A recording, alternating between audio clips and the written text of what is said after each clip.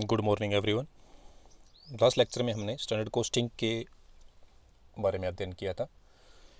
आज हम उससे आगे अध्ययन करेंगे एनालिसिस ऑफ वेरिएंस का, विचरण के विश्लेषण का। जब हम कुछ स्टैंडर्ड फाइनल करके चलते हैं और उसके सामने जो वास्तविक या एक्चुअल हमारे पास आउटपुट आता है, इन दोनों के बीच में जो अंतर आता है उसको क्या कहा जाता है? विचरण या वेरिएंस कहलाता है। और इसका जब अध्ययन करते हैं तो उसको एनालिसिस ऑफ वेरिएंस बोला जाता है। ये जो एनालिसिस ऑफ वेरिएंस हम करते हैं या वेरिएंस जो हम देखते हैं, यानी जो हमारा स्टैंडर्ड था और जो हमारा एक्चुअल है, उन दोनों में जो डिफरेंस आ रहा है वो कितने प्रकार का हो सकता है आपका? साधारण रूप से दो प्रकार का होता है, अनुकूल और प्रतिकूल, फेवरेबल और अनफेवरेबल वेरिएंस। जब बजट लक्ष्यों तथा वास्तविक परिणाम में अंतर संस्था के हित में हो तो उसे क्या कहा जाएगा? फेवरेबल, यानी वास्तविक लागतों का जो हमारी स्टैंडर्ड कॉस्ट है उससे कम होती है। या फिर हम कह सकते हैं कि हमारी जो वास्तविक बिक्री है वो क्या है? आपकी बजट बिक्री से ज़्यादा है। यानी या तो आपकी क्या स्टैंडर्ड सेल्स से एक्चुअल सेल्स ज़्यादा हो, या फिर आपकी जो स्टैंडर्ड कॉस्ट है उससे एक्चुअल कॉस्ट क्या हो? कम हो। तो दोनों ही आपके जो वेरिएंस है वो क्या कहलाएंगे? फेवरेबल वेरिएंस कहलाएंगे। और अनफेवरेबल आप इसका जस्ट उल्टा कर दीजिए, यानी कि हम कह सकते हैं जो आपके स्टैंडर्ड कॉस्ट है वो एक्चुअल कॉस्ट से क्या आ रही है? ज़्यादा आ रही है। या फिर जो आपकी स्टैंडर्ड सेल्स है उससे आपकी जो एक्चुअल सेल्स है वो क्या आ रही है? कम आ रही है। तो दोनों ही आपके लिए क्या कहलाएंगे? अनफेवरेबल बैलेंस जो है वो कहलाएंगे। तो आज हम इसी का अध्ययन करेंगे और साथ साथ हम देखेंगे कि इसके प्रकार कितने होते हैं वेरिएंस के। और उसमें जो पहला प्रकार है सामग्री लागत विचरण, उसका हम डिटेल में स्टडी करेंगे। लेकिन कभी कभी आप एक ही ध्यान रखना कि जो आपके जो है स्टैंडर्ड और जो एक्चुअल है उन दोनों में कोई अंतर नहीं होता, समान होता है। तो हम कह सकते हैं कि यहाँ पे वेरिएंस क्या है? जीरो है, शून्य विचरण है, या वेरिएंस की अनुपस्थिति यहाँ पे है। और ये एक तरह से मैनेजमेंट के अंदर जो अपवाद द्वारा प्रबंध करते हैं उसके अंदर भी ये क्या होता है? आपका उपयोगी होता है। तो वेरिएंस आपको क्या बताया गया कि जो टोटल वेरिएंस है वो क्या कहलाएगा?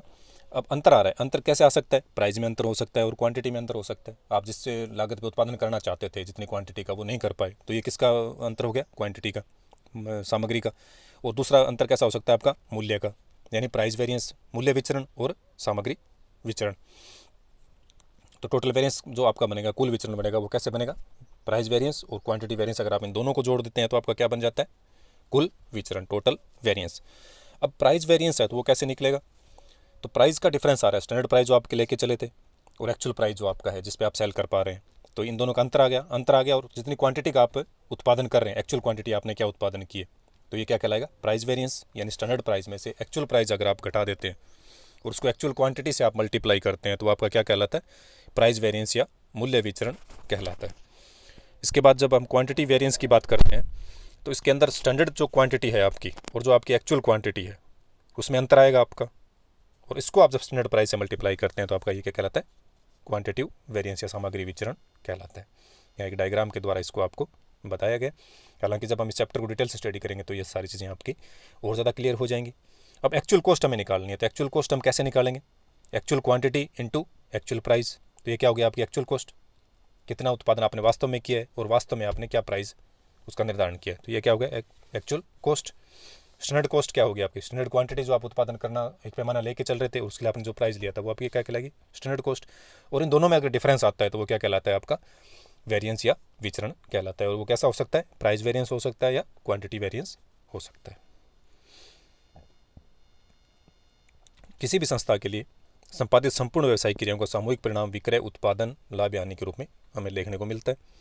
इन तीनों ही संबंध में बजट विचरणों का विश्लेषण किया जाना आवश्यक है। एक तरह से स्टैंडर्ड का जो वेरिएंस आ रहा है आपका, उसका एनालिसिस करना आवश्यक हो जाता है। विक्रय अपने आप में एक पूर्ण क्रिया है, जबकि उत्पादन क्रिया में सामग्री, श्रम और ऊपरी व संबंधी ऊपरी क्रियाएं शामिल होती हैं। हम इनका अलग अलग तरीके से तीनों का अध्ययन करेंगे। तो मेन रूप से जो वेरिएंस आएगा आपको देखने को मिलेगा वो आपको कैसे देखने को मिलेगा? एक तो आपका आएगा कॉस्ट वेरिएंस, जो आपका मेन आपके सिलेबस के टॉपिक के अंदर है, और दूसरा आपका आता है सेल्स वेरिएंस। तो मुख्य रूप से कितने हुए आपके वेरिएंस? हम दो का अध्ययन करेंगे, और हमारे जो सिलेबस के अंदर है वो कौन सा है आपका? इसको ज़्यादा फोकस किया गया है। तो लागत विचरण, अब किसी भी चीज़ का आप उत्पादन कर रहे हैं तो उसमें लागत कितने तरीके से आएगी आपकी? कौन कौन सी लागतें होती हैं? प्रमुख लागत कौन सी होती है आपकी? मेटेरियल कॉस्ट, सामग्री लागत, दूसरी लेबर कॉस्ट, श्रम, और तीसरी ओवरहेड कॉस्ट। अब जब तीनों लागतें आपकी हैं, इन तीनों ही लागतों में जो आप स्टैंडर्ड फाइनल किया और जो आपका एक्चुअल आया, इसमें क्या आ सकता है? अंतर आ सकता है, तो यानी वेरिएंस हो गया। तो सामग्री लागत का जो विचरण है उसको किसको कहेंगे, मेटेरियल कॉस्ट, यानी जो आपने मेटेरियल का जो लागत का निर्धारण किया था उसमें कोई अंतर आ रहा है, इस तरह श्रम में आपके अंतर आ रहा है और ऊपरी व्यय में अंतर आ रहा है। फिर हम अध्ययन करेंगे विक्रय के विचरण का। शुरुआत करते हैं हम सामग्री लागत विचरण के, पहला जो हमारा टॉपिक है उसके द्वारा। इस टॉपिक को आपके सिलेबस में अलग से मेंशन भी किया गया। सामग्री लागत विचरण प्राप्त उत्पादन के लिए उल्लेखित प्रत्येक सामग्री की परमाप लागत तथा प्रयुक्त सामग्री की वास्तविक लागत का क्या होता है, अंतर होता है। यानी कि मेटेरियल कॉस्ट वेरिएंस आपका क्या कहलाएगा, जो आप सामग्री यूज़ कर रहे हैं उसकी जो लागत है, जो आपने स्टैंडर्ड फाइनल किया और वास्तव में आपने कितनी सामग्री प्रयुक्त की, यानी उसकी लागत क्या है, इन दोनों का अंतर ही आपका क्या कहलाएगा, मेटेरियल कॉस्ट वेरिएंस कहलाएगा। सामग्री मात्रा में अंतर विभिन्न प्रकार की सामग्रियों के मिश्रण के अंतर अथवा प्रयुक्त सामग्री के परमाप या वास्तविक उत्पादन के अंतर के कारण हो सकता है। अब जो आपका मेटेरियल कॉस्ट वेरिएंस है ये कैसे हो सकता है, ये जो आपका सामग्री लागत विचरण है ये कैसे आ सकता है, दो तरीके से आ सकता है। कौन कौन से मेटेरियल प्राइस वेरिएंस के कारण आ सकता है आपका, और दूसरा मेटेरियल यूजेज वेरिएंस के कारण आ सकता है। यानी सामग्री मात्रा में अंतर विभिन्न प्रकार की सामग्री अगर आप प्रयुक्त कर रहे हैं उत्पादन की मात्रा में उसके कारण आ सकता है, या फिर वास्तविक उत्पादन में अंतर के कारण आ सकता है। यानी कि अगर आप मूल्य में परिवर्तन आ तो उसके कारण आ सकता है, और जो आप अलग अलग वस्तुएं यूज़ कर रहे हैं उसके कारण इसमें अंतर आ सकता है। अब जब आप अलग अलग चीज़ों का यूज़ कर रहे हैं और अलग अलग उत्पादन कर रहे हैं तो आपका क्या होता है, मेटेरियल यूजेज वेरिएंस भी होता है। अगर आप एक ही उत्पादन कर रहे हैं और एक ही वस्तु को यूज़ कर रहे हैं तो ये चीज़ आपकी वहाँ पे नहीं होती है। अब बात करते हैं प्राइस वेरिएंस, उसके बाद दूसरा आपको बताया गया material usages variance. Material usages variance जो है इसको फिर आगे दो भागों में बांटा जाता है, मेटेरियल मिक्स वेरिएंस और मेटेरियल यील्ड वेरिएंस। इसको मेटेरियल यील्ड वेरिएंस जो है इसको क्या बोला जाता है, मेटेरियल सब यूजेज वेरिएंस भी इसको बोला जाता है। नीचे नोट के रूप में आपको बताया कि जहाँ केवल एक ही प्रकार की सामग्री का प्रयोग किया जाएगा वहाँ सामग्री उपयोग विचरण मेटेरियल यूजेज वेरिएंस वहाँ पर क्या होगा, नहीं होगा, ये चीज़ नहीं होगी। कहाँ नहीं होगी, जहाँ पर आप एक ही प्रकार की सामग्री का प्रयोग कर रहे हैं। अगर आप अलग अलग का प्रयोग कर रहे हैं तो क्या होंगे, आपके दोनों वेरिएंस होंगे, और अगर आप क्या कर रहे हैं एक ही प्रकार की सामग्री का प्रयोग कर रहे हैं तो सिर्फ आपका यही होगा, और अगर आप अलग अलग प्रकार की सामग्री का प्रयोग कर रहे हैं तो ये दोनों आपके उसके अंदर शामिल होंगे। सामग्री लागत वितरण की गणना हम किस प्रकार से करेंगे, मटेरियल कॉस्ट वेरिएंस कैसे निकालेंगे, MCV जिसको शॉर्ट में बोला जाता है। अब सामग्री लागत विचरण है तो हमने कुछ लागत स्टैंडर्ड लेके चले थे और वास्तविक हमारी कोई आउटपुट हमारे पास आएगा, इन दोनों में डिफरेंस आ रहा है, इसका मतलब क्या है, विचरण या वेरिएंस है। तो मटेरियल कॉस्ट वेरिएंस कैसे निकलेगा, प्रमाप लागत माइनस वास्तविक लागत, यानी standard cost minus actual cost, जो कॉस्ट हम लेके चले थे वो और वास्तविक जो हमारी आई है वो। यानी कि MCV कैसे निकलेगा आपका, SC minus AC, standard cost minus actual cost. अब बात आती है कि ये स्टैंडर्ड कॉस्ट कैसे निकालें और एक्चुअल कॉस्ट कैसे निकालें, तो आपको शुरू में ही बता दिया था। स्टैंडर्ड कॉस्ट हम कैसे निकालेंगे, standard quantity into standard price, और एक्चुअल कॉस्ट कैसे निकालेंगे, तो actual quantity into actual price. तो हम कैसे निकालेंगे इन दोनों को, स्टैंडर्ड कॉस्ट स्टैंडर्ड क्वांटिटी और स्टैंडर्ड प्राइस जो हमने फाइनल किया है, और ये AC कैसे निकालेंगे, तो actual quantity into actual price जो हमें वास्तव में हमारी लागत आई है और वास्तव में हमने जो उत्पादन किया है, और स्टैंडर्ड जो हम पैमाना लेके चल रहे थे।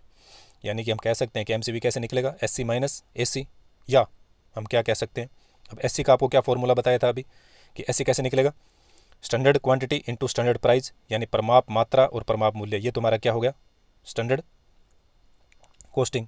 और एक्चुअल कॉस्टिंग कैसे निकलेगी, ये क्या है आपका एक्चुअल कॉस्टिंग, तो वास्तविक मात्रा, और वास्तविक मात्रा को हम जब किससे मल्टीप्लाई कर देंगे, वास्तविक मूल्य से मल्टीप्लाई करेंगे तो हमारे पास क्या निकल के आ जाएगी, AC। और स्टैंडर्ड प्राइस को जब हमने स्टैंडर्ड क्वांटिटी से मल्टीप्लाई किया तो हमारे पास क्या निकल के आ गया, SC। तो मटेरियल कॉस्ट वेरिएंस जो है वो कैसे निकलेगा, स्टैंडर्ड कॉस्ट में से एक्चुअल कॉस्ट को लेस करेंगे तो हमारे पास क्या निकल के आ जाएगा, यानी स्टैंडर्ड कॉस्ट में से हमने क्या किया, एक्चुअल कॉस्ट को लेस कर दिया, तो ये हमारे पास क्या निकल के आ गया, MCV। कहीं कोई कन्फ्यूजन की आवश्यकता नहीं है, बिल्कुल आसान है।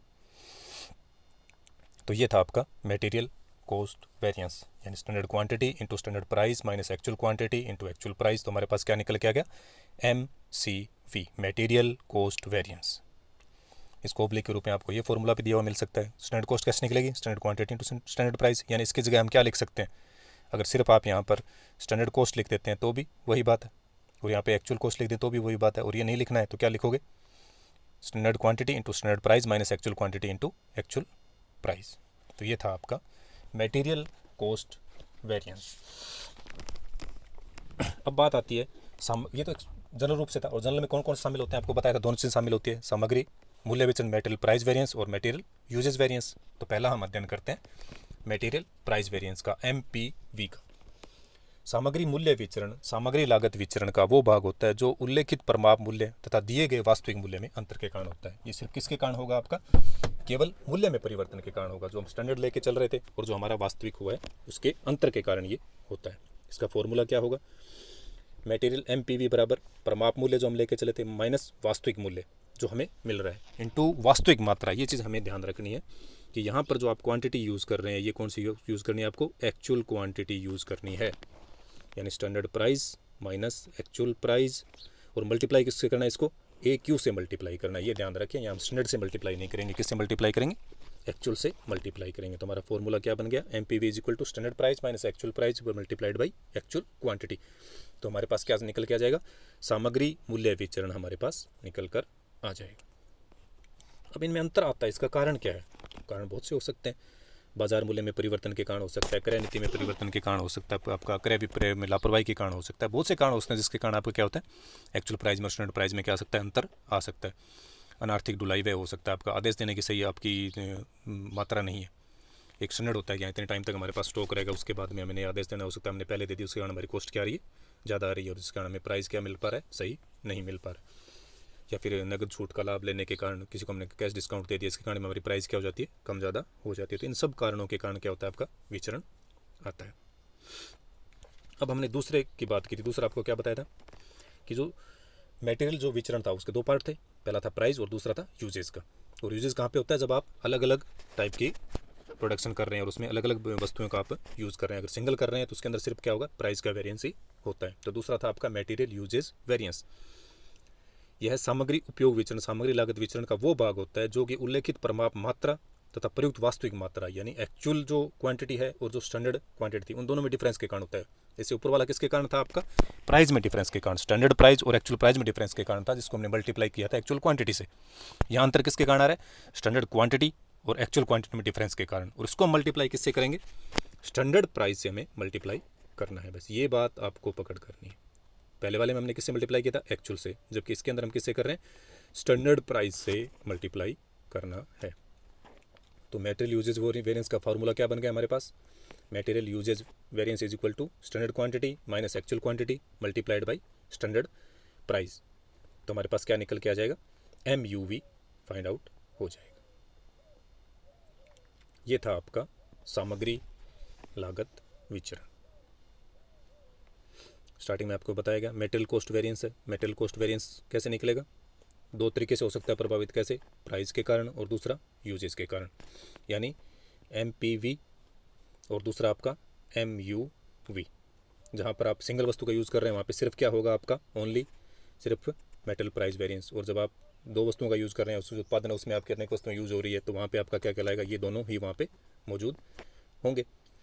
अब जो प्राइस में वेरिएंस आ रहा है वो किस कारण से आएगा, आपका जो स्टैंडर्ड प्राइस है और किस में डिफरेंस, आपका एक्चुअल प्राइस में डिफरेंस आ रहा है, उसके कारण क्या होगा, आपका MPV निकलेगा। और इसको मल्टीप्लाई किससे करना है हमें, एक्चुअल क्वांटिटी से।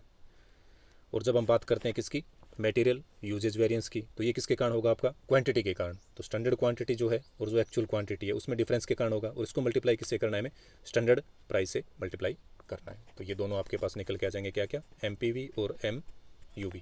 और इस कंबाइंड रूप से आपके क्या कहलाते हैं, MCV कहलाते हैं। MCV कैसे निकलेगा, आपका standard cost minus actual cost. तो ये था आपका मटेरियल कॉस्ट वेरिएंस। आज के लिए इतना ही। Thank you, have a nice day.